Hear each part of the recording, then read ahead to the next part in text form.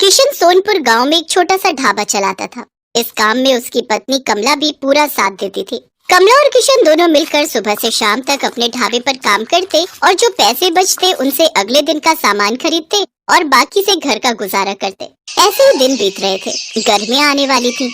गांव के पास जो और दूसरे बड़े ढाबे और होटल थे, उन सब ने अपने ढाबे और होटल में बढ़िया एयर कंडीशनर लगवा दिए थे ताकि गर्मियों में भी ग्राहकों की भीड़ लगी रहे। इस कारण अब किशन के ढाबे पर ग्राहकों ने आना बंद कर दिया। अब ज्यादातर ग्राहक दूसरे ढाबों में ही जाकर खाना खाने लगे। इस कारण किशन की आमदनी बिल्कुल ना के बराबर हो गई। कमला, अब तो ढाबे पर ग्राहकों की भीड़ लगनी बंद हो गई है। एक भी ग्राहक रोटी खाने के लिए नहीं आता। सबको एसी ढाबों में खाने की आदत हो गई है। और वैसे भी गर्मी के मौसम में कौन भला हमारे इस छोटे से पुराने ढाबे पर खाना खाएगा। सबको एसी की ठंडी हवा में खाना खाना अच्छा लगता है। पर हमारे पास तो इतने पैसे भी नहीं है कि हम बड़ा और महंगा एसी लगवा सके। कैसे गुजारा चलेगा कमला, कुछ समझ नहीं आ रहा है। इसी बात को लेकर तो मुझे भी चिंता हो रही है। ग्राहक नहीं आते तो खाना भी रोजाना का खराब हो रहा है। हमारा तो बहुत नुकसान हो जाएगा। अब तो थोड़े से ही पैसे बचे हैं जिनसे सिर्फ एक दाल और रोटी बना सकते हैं। उसके अलावा हम कुछ नहीं बना सकते। किशन भाई, गर्मी में यहाँ बैठकर खाना बहुत मुश्किल है। आज तो मैं गलती से बैठ गया, नहीं तो अब तो मैं एसी वाले ठंडे ढाबे में ही खाना खाऊंगा। वहाँ थोड़े पैसे ज्यादा होते हैं पर आराम से खाना तो खा लेते हैं। लाओ, कितने पैसे हो गए? 50 रुपए। ये लो, और इस ढाबे का कुछ करो और साथ में एसी ढाबा करो इसे, नहीं तो कोई खाना खाने नहीं आएगा। दिन पर दिन किशन और कमला परेशान रहने लगे। अब तो इक्का दुक्का ही ग्राहक उनके ढाबे पर आता। इस कारण किशन ने सिर्फ एक दाल और रोटी बनानी शुरू कर दी, क्योंकि बाकी चीजें अगर वो बनाए तो ग्राहक नहीं आए तो खराब हो जाएंगी और फिर पैसे भी तो चाहिए। इसी कारण वो जैसे तैसे अपना ढाबा थोड़ा बहुत चला रहा था। कमला, आज बस 250 रुपए की कमाई हुई है। अब तो कोई रास्ता ही नजर नहीं आ रहा है। मुझे लगता है हमें अपना ढाबा बंद करना होगा। किशन के ढाबे के सामने एक बहुत बड़ा ढाबा था। वहाँ ग्राहकों की भीड़ लगी रहती थी, क्योंकि इस साल ही वहाँ के मालिक रघु ने बहुत ही बढ़िया मरम्मत करवाकर ढाबे में एसी लगवा दिया था। क्या बात है किशन, आज भी तेरे ढाबे पर कोई नहीं आया? एक काम कर, ढाबे पर ताला लगा दे। अब तेरा ढाबा नहीं चलने वाला। इतनी भारी गर्मी में एसी के बिना कोई खाना खाने नहीं आएगा। और तेरे पास इतने पैसे नहीं है कि तू मेरी तरह इतना महंगा एसी लगवा सके। और मैंने एक नहीं दो एसी लगवाए हैं, तब जाकर अच्छी कमाई हुई है। किशन और कमला ने सोच लिया था कि अब इस ढाबे को बंद कर देंगे। थोड़ा बहुत राशन रखा था, जिससे उन्होंने आज का ढाबे का खाना बना लिया था। कमला, ये दाल और रोटी जो बनाई है बस आज की बेच लेते हैं, कल से ताला लगा ही देंगे। कोई फायदा दिखाई नहीं दे रहा है। हाँ, मैंने जो दाल बची थी वो बना दी है और थोड़ी बहुत तंदूर की रोटियां भी। उस दिन पूरा दिन कोई भी ग्राहक नहीं आता। दाल और तंदूर की रोटियां ऐसे ही रखी थी। कमला, मुझे लगता है अब कोई नहीं आएगा। रात के 9 बज रहे हैं, हमें घर चलना चाहिए। सामने रघु के ढाबे पर भीड़ लगी हुई है, तो भला यहाँ कौन आएगा? तभी किशन देखता है सामने रघु के ढाबे पर एक बहुत ही जरूरतमंद आदमी अपनी गर्भवती पत्नी के साथ कुछ मदद मांग रहा है। भैया, मेरी मदद करो। मेरी पत्नी की तबीयत बहुत खराब है। हम पर कुछ गुंडों ने हमला कर दिया। हमारी गाड़ी, मोबाइल, पर्स, कैश, जेवर सब लूट कर ले गए। हम शहर जा रहे थे, हमें नहीं पता कि इस रास्ते पर बदमाश हमें लूट लेंगे। ओ भाई, ये कोई खैराती धर्मशाला नहीं है जो तुम्हें मुफ्त में यहाँ रोक लूं। चलो जाओ यहाँ से। पता नहीं कहाँ कहाँ से आ जाते हैं। मुझे क्या पता, कोई चोर उचक्के लुटेरे हो तुम। आजकल किसी का कोई भरोसा नहीं है। ओए छोटू, इन्हें बाहर भेज और ढाबे का शटर गिरा दे। मैं घर जा रहा हूँ। ऐसा ना कहो, मेरी पत्नी की तबीयत सचमुच बहुत खराब है। बस कुछ देर आराम करके हम चले जाएंगे। अरे अरे, सुनो तो भैया, भैया सुनो तो। सुनो जी, अब खड़ा नहीं हुआ जा रहा। मुझे बहुत प्यास लगी है, थोड़ा सा कहीं से पानी ले लो। किशन और कमला उस व्यक्ति और उसकी पत्नी को देख रहे थे। किशन दौड़कर उनके पास जाता है। भैया जी, आप चिंता मत करो, आप मेरे साथ मेरे ढाबे पर चलो। आइए बहन जी, आप मेरे साथ आइए। किशन और कमला उस व्यक्ति को और उसकी पत्नी को अपने ढाबे पर ले जाते हैं। साहब, ये दाल और रोटी आप खा लो, यहाँ कोई चिंता वाली बात नहीं है। पता नहीं, हम तो पहली बार इस रास्ते से गुजर रहे थे। जंगल का रास्ता था और पता ही नहीं चला कि कब इन बदमाशों ने हमारी गाड़ी को रोक लिया। किसी तरह से उनसे रहम की भीख मांगकर मैं अपनी पत्नी को सुरक्षित बचा कर लाया। मुझे धन दौलत की कोई कमी नहीं है। बस मैं तो कुछ देर आराम करने के लिए वहाँ सामने के ढाबे से मदद मांग रहा था, पर उन्होंने तो मेरी बात पूरी सुने बिना ही मुझे मना कर दिया। मैं अगर आज कुछ देर वहाँ रुकता तो अगले दिन अपने नौकर के हाथ पैसे भिजवा देता। तुम बहुत भले हो, तुमने भी तो बिना जाने पहचाने आज हमारी मदद कर दी। अच्छा, तो तुम ये ढाबा चलाते हो? साहब, चलाता तो हूँ, पर आज मेरा इस ढाबे पर आखिरी दिन था। मैं इस ढाबे को बंद कर रहा था। शायद आपकी किस्मत में आज मेरे ढाबे की रोटी खाना लिखा था। किशन अपना सारा दुख उस व्यक्ति को बताता है। चिंता मत करो भाई, अब तुम्हें इस ढाबे को बंद नहीं करना पड़ेगा। मेरा नाम वीरेंद्र सिंह है, मैं शहर का जाना माना व्यापारी हूँ मेरे पास भगवान का दिया सब कुछ है, बस एक औलाद की कमी थी, वो भी भगवान ने हमारी झोली में खुशियाँ देकर पूरी कर दी। आज मेरी पत्नी की तुमने बहुत मदद की है, अब उसकी तबीयत में भी सुधार है और हम पति पत्नी सुरक्षित घर पहुंच जाएंगे। इससे बड़ी और क्या बात होगी। सुषमा, अब तुम्हें कैसा लग रहा है? मैं बिल्कुल ठीक हूँ जी। कमला ने मेरी बहुत देखभाल की है, अब मुझे बिल्कुल ठीक लग रहा है। अब मैं सफर कर सकती हूँ। किशन, तुम चिंता मत करो, मैं कुछ दिनों में तुम्हारे पास आता हूँ। तुम्हारे इस ढाबे को एसी ढाबा बनाने की जिम्मेदारी मेरी है। किशन और कमला की खुशी का ठिकाना नहीं था। उन्होंने किसी मजबूर की सहायता की तो भगवान ने उनकी सहायता की। कुछ दिनों बाद जब वीरेंद्र सिंह लौटता है तो उसके हाथ में एक मिठाई का डिब्बा था। उसकी पत्नी के बेटा हुआ था। बेटा होने की खुशी जानकर कमला और किशन भी बहुत खुश होते हैं। वीरेंद्र सिंह अपने खर्चे से किशन और कमला को एक बहुत ही बढ़िया और बड़ा एसी ढाबा बना कर देता है, जो फुली एयर कंडीशनर था। किशन का ढाबा किसी बड़े 5 स्टार होटल से कम नहीं था। अब तो ग्राहकों की भीड़ उस ढाबे पर आने लगी। ढाबा देखने में बहुत सुंदर था। किशन ने गांव के और भी मजबूर लोगों को अपने ढाबे में नौकरी दी। किशन का ढाबा दिन के साथ साथ रात में भी खुला रहता था, ताकि हाईवे से आने जाने वाले लोगों को किसी भी बात की परेशानी ना हो। गरीबों के लिए उस ढाबे पर मुफ्त खाना था। वीरेंद्र सिंह अपनी पत्नी के साथ अक्सर किशन के ढाबे पर आ जाता था। आज किशन के कारण ही वीरेंद्र सिंह का परिवार सकुशल था और वीरेंद्र सिंह ने भी किशन के लिए जो किया वो किसी बड़े उपकार से कम नहीं था। तभी तो कहते हैं कि भगवान अच्छों के साथ हमेशा अच्छा ही करते हैं, इसलिए हमें सदैव मजबूर लोगों की सहायता करनी चाहिए।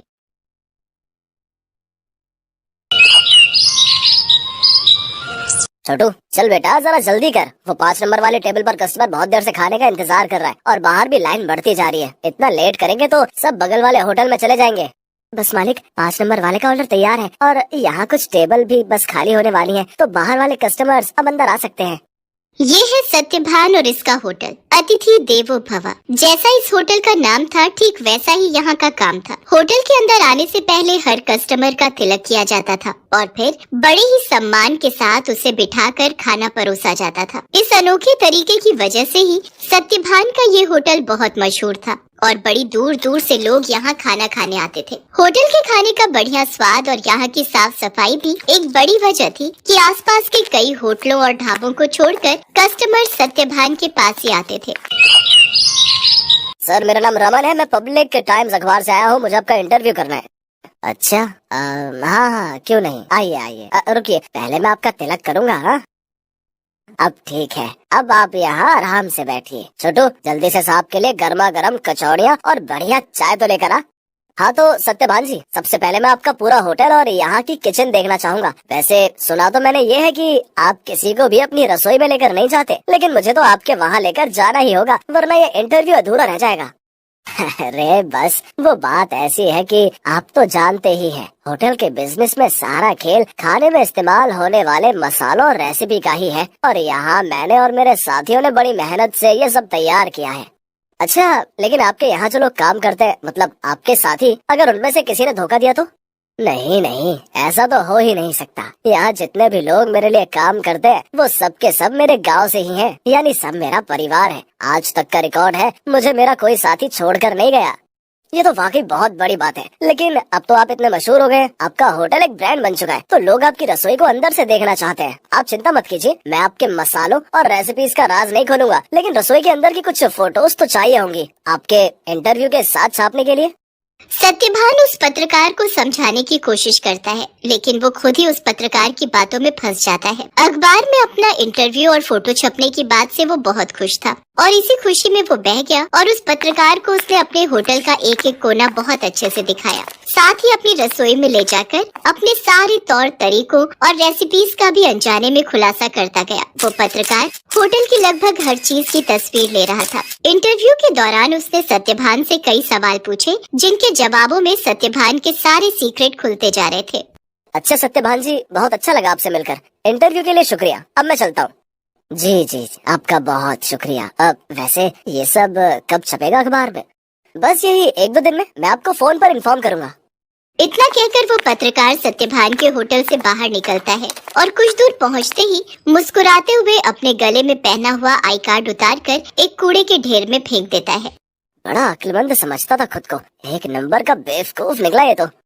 असल में ये आदमी कोई पत्रकार था ही नहीं, पास ही मौजूद एक दूसरे होटल के मालिक का रिश्तेदार था, जो पत्रकार बनकर सत्यभान के सारे सीक्रेट जानने के लिए उसके पास गया था। ये आदमी अपने मकसद में पूरी तरह से कामयाब हो चुका था। इधर सत्यभान रोज सुबह के अखबार में अपने इंटरव्यू के छपने का इंतजार कर रहा था। जा छोटू, देख तो अखबार आ गया होगा। अब तो पूरे 4 दिन हो लिए, आज तो पक्का अपनी फोटो छपी होगी।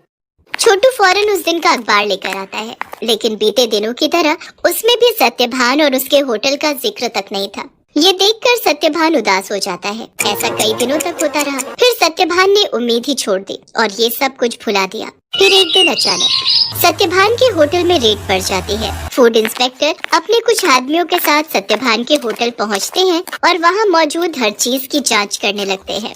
देखिए, हमें आपके होटल के खिलाफ शिकायत मिली है कि आप खाने में नकली सामान का इस्तेमाल करते हैं। ये कैसी बातें कर रहे हैं आप? सालों से मैं इस होटल को चला रहा हूँ, वो भी पूरी ईमानदारी से। अगर ऐसा है तो हमें यहाँ की तलाशी लेने दीजिए। चलिए हटिए यहाँ से। पूरी टीम होटल का कोना कोना छानने लगती है। तभी उन्हें किचन के पास एक छोटा सा दरवाजा दिखता है। फूड इंस्पेक्टर खुद इस दरवाजे को खोलकर अंदर जाते हैं तो उन्हें काफी मात्रा में नकली घी, तेल, नकली मसाले जैसी कई चीजें मिलती हैं। तो ये है तुम्हारी ईमानदारी का सबूत? हाँ, शर्म आनी चाहिए तुम्हें।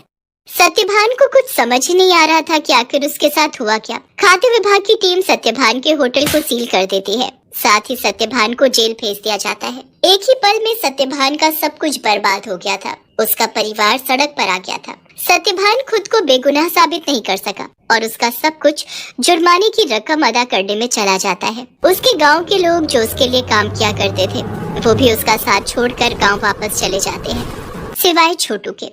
चलो, तुम्हारी जमानत हो गई है। जमानत की बात सुनकर सत्यभान चौंक जाता है। वो बाहर आकर देखता है तो एक वकील के साथ खड़ा छोटू उसका इंतजार कर रहा था। छोटू, तूने ये सब कैसे किया बेटा? तेरे पास इतने पैसे कहाँ से आए?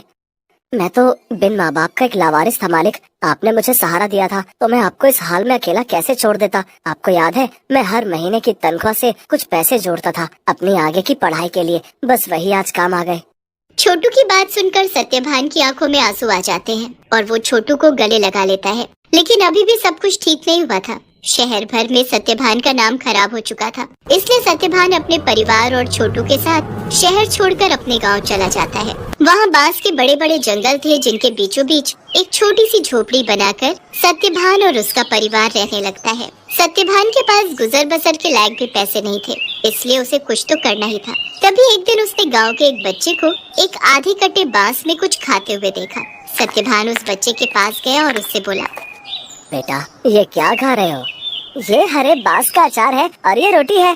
ये बर्तन, ये भी बांस से बना है। वो यहाँ गांव में बांस ही सबसे ज्यादा उगता है ना, तो हम लोग इसी का ज्यादा से ज्यादा इस्तेमाल करते हैं। उस बच्चे की बात सुनकर जैसे सत्यभान के दिमाग के घोड़े दौड़ने लगे। उसने फौरन छोटू को अपने पास बुलाया और उसे कुछ समझाने लगा। फिर अगले दिन तड़के सुबह ही वो छोटू के साथ बांस के जंगल में गया और ढेर सारी बांस की लकड़ियाँ काट कर ले आया। सत्यभान और छोटू दिन रात लगे रहे और देखते ही देखते उन दोनों ने सिर्फ बांस की मदद से पूरा का पूरा होटल बनाकर तैयार कर लिया, जहाँ दीवारें भी बांस की थी और सारे बर्तन भी। अब सवाल ये था कि इस होटल में पकेगा क्या? मालिक, आप चिंता मत कीजिए, हमें जाकर सब लोगों से बात करनी चाहिए जो शहर में अपने साथ काम करते थे। मुझे विश्वास है कि वो सब हमारा साथ जरूर देंगे। छोटू की बात मानकर सत्यभान अपने गांव के लोगों से बात करता है। धीरे धीरे गांव के कई लोग उसकी मदद के लिए आगे आते हैं। कई लोग उसे मुफ्त में राशन देते हैं, जिसके साथ हरे बांस का इस्तेमाल करके सत्यभान और छोटू होटल के लिए खाना बनाते हैं। और इस तरह एक बार फिर सत्यभान का होटल चल पड़ता है। लेकिन हालात अब पहले से बहुत अलग थे। कई दिनों तक सत्यभान के होटल में एक भी ग्राहक नहीं आता। फिर एक दिन शहर से कुछ दोस्तों का एक ग्रुप वहाँ आता है और सत्यभान के अनोखे होटल को देखकर चौंक जाता है। कुछ नया आजमाने के इरादे से वो सभी सत्यभान के होटल के अंदर आ जाते हैं। सत्यभान उन सब की बहुत ही अच्छे से खातिरदारी करता है और फिर भाई मजा आ गया। ये तो बिल्कुल ही नया एक्सपीरियंस था। शहर से इतनी दूर इतनी अच्छी सर्विस और उससे भी बढ़िया खाना। सच में बहुत अच्छा लगा यहाँ आकर। और सबसे बड़ी बात, मुझे तो पता ही नहीं था कि बांस को भी खा सकते हैं, वो भी इतने अलग अलग रेसिपीज में। सत्यभान के खाने और अलग किस्म के होटल की तारीफ वो सभी दोस्त अपने दूसरे दोस्तों से जाकर करते हैं, जिसके चलते और भी लोग खास तौर पर सत्यभान के होटल में खाना खाने वहाँ पर आते हैं। सत्यभान की सर्विस और खाना बहुत जल्दी अपना पहचान बना रहा था। लोग शहर के हाई फाई होटल छोड़कर सत्यभान के पास गांव में आ रहे थे। धीरे धीरे सत्यभान की गाड़ी पटरी पर आने लगती है और उसके पुराने साथी जो गांव में ही थे, वो भी उसके पास काम पर लौट आते हैं। मालिक, भगवान की दया से अब सब ठीक हो रहा है, लेकिन अब तक ये समझ नहीं आया कि आखिर वो सब नकली सामान उस दिन अपने होटल में आया कहाँ से। ये पहेली तो सच में सुलझानी ही होगी छोटू। मुझे लगता है मुझे कुछ करना चाहिए। सत्यभान के पास अब इतने पैसे जमा हो चुके थे कि वो अपने खिलाफ रची गई साजिश की जांच करवा सकता था। वो अपने केस को रीओपन करवाता है और एक प्राइवेट डिटेक्टिव की मदद से सारा सच बाहर निकलवाता है। असल में रमन जो सत्यभान के पास पत्रकार बनकर आया था, ये सब उसके और उसके रिश्तेदार की सांठगांठ थी, जो सत्यभान के पुराने होटल के पास ही अपना होटल चलाता था। साथ ही सत्यभान की तरक्की से जलता भी था। रमन के द्वारा जुटाई गई जानकारी की मदद से ही वो सारा नकली सामान रातों रात चुपके से सत्यभान के होटल के अंदर पहुंचाया गया था। प्राइवेट डिटेक्टिव ने सारे जरूरी सबूत जुटा लिए थे, जिनकी मदद से दूध का दूध और पानी का पानी हो गया। दोषियों को सजा मिली और सत्यभान को उसकी खोई हुई इज्जत। शहर में मौजूद सत्यभान की सारी संपत्ति उसे वापस मिल जाती है, जहां सत्यभान फिर से अपना होटल शुरू करता है, लेकिन बिल्कुल नई थीम, नए तौर तरीकों और नई रेसिपीज के साथ।